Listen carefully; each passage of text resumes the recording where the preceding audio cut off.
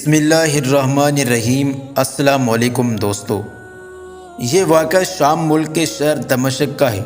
ایک نوجوان خوبصورت لڑکی روزانہ اکیلی یونیورسٹی جاتی تھی۔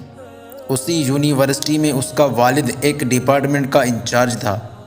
ایک دن چھٹی کے فوراً بعد اچانک بادل گرجنے لگے اور زوردار بارش ہونے لگی۔ ہر کوئی جائے پناہ کی تلاش میں دوڑتا رہا۔ سردی کی شدت بڑھنے لگی۔ آسمان سے گرنے والے اولے لوگوں کے سروں پر بسنے لگے۔ یہ لڑکی بھی یونیورسٹی سے نکلی اور جائے پناہ کی تلاش میں دوڑنے لگی۔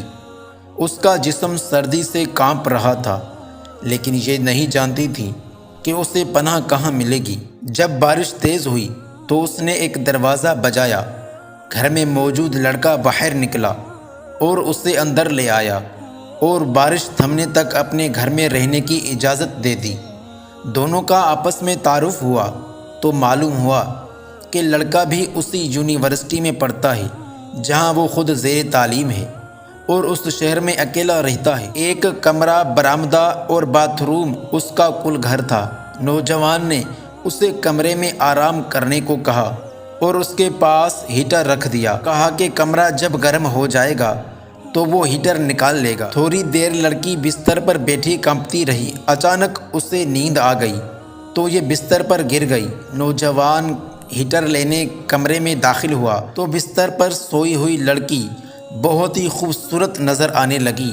وہ ہیٹر لیتے ہی فوراً کمرے سے باہر نکل گیا، لیکن شیطان جو کہ اسے گمراہ کرنے کے موقع کی تلاش میں تھا اسے وسوسے دینے لگا۔ اس کے ذہن میں لڑکی کی تصویر خوبصورت بنا کر دکھانے لگا۔ تھوڑی دیر میں لڑکی کی آنکھ کھل گئی۔ جب اس نے اپنے آپ کو بستر پر لیٹا ہوا پایا تو ہڑبڑا کر اٹھ گئی اور گھبراہٹ کے عالم میں بے تحاشا باہر کی طرف دوڑنے لگی۔ اس نے برآمدے میں اسی نوجوان کو بے ہوش پایا۔ وہ انتہائی گھبراہٹ کے عالم میں گھر کی طرف دوڑنے لگی اور پیچھے مڑ کر بھی نہ دیکھا، یہاں تک کہ اپنے گھر پہنچ کر باپ کی گود میں سر رکھ دیا، جو کہ پوری رات اسے شہر کے ہر کونے میں تلاش کرتا رہا۔ اس نے باپ کو تمام واقعات من و ان سے سنا دیے اور اسے قسم کھا کر کہا، میں نہیں جانتی جس عرصے میں میری آنکھ لگی میرے ساتھ کیا کیا گیا، کچھ نہیں پتا۔ اس کا باپ انتہائی غصے کے عالم میں اٹھا اور یونیورسٹی پہنچ گیا اور اس دن غیر حاضر ہونے والے طلباء کے بارے میں پوچھا تو پتہ لگا کہ ایک لڑکا شہر سے باہر گیا ہے اور ایک بیمار ہے، ہسپتال میں داخل ہے۔ باپ ہسپتال پہنچ گیا تاکہ اس نوجوان کو تلاش کرے اور اس سے اپنی بیٹی کا انتقام لے۔ ہسپتال میں اس کی تلاش کے بعد جب اس کے کمرے میں پہنچا تو اسے اس حالت میں پایا۔ اس کی دونوں ہاتھوں کی انگلیاں پٹیوں سے بندھی ہوئی تھی۔ اس نے ڈاکٹر سے اس مریض کے بارے میں پوچھا تو ڈاکٹر نے بتایا جب یہ ہمارے پاس لایا گیا تو اس کے دونوں ہاتھ جلے ہوئے تھے۔ باپ نے نوجوان سے کہا کہ تمہیں اللہ کی قسم ہے، مجھے بتاؤ کہ تمہیں کیا ہوا ہے۔ باپ نے اپنا تعارف نہیں کروایا۔ وہ بولا، ایک لڑکی کل رات بارش سے بچتی ہوئی میرے پاس پناہ لینے کے لیے آئی۔ میں نے اسے اپنے کمرے میں پناہ تو دے دی، لیکن شیطان مجھے اس کے بارے میں پھسلانے لگا تو میں اس کے کمرے میں ہیٹر لینے کے بہانے داخل ہوا۔ وہ سوئی ہوئی لڑکی مجھے بہت ہی خوبصورت دیکھنے کو ملی۔ میں فوراً باہر نکل آیا، لیکن شیطان مجھے مسلسل اس کے بارے میں پھسلاتا رہا اور غلط خیالات میرے ذہن میں آتے رہے۔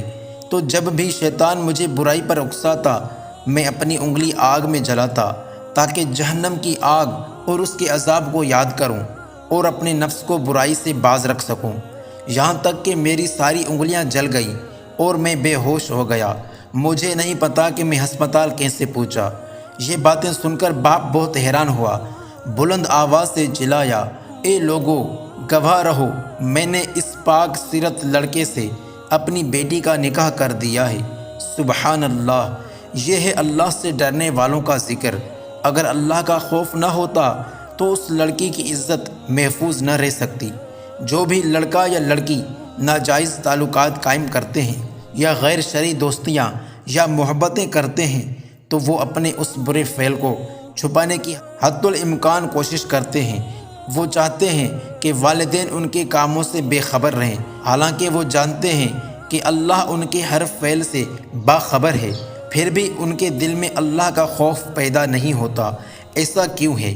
کیونکہ والدین نے بچپن سے ان کے دل و دماغ میں اللہ کے خوف کے بجائے اپنا ذاتی خوف و رعب اور دبدبہ، سزا کا ڈر ہی بٹھایا ہے۔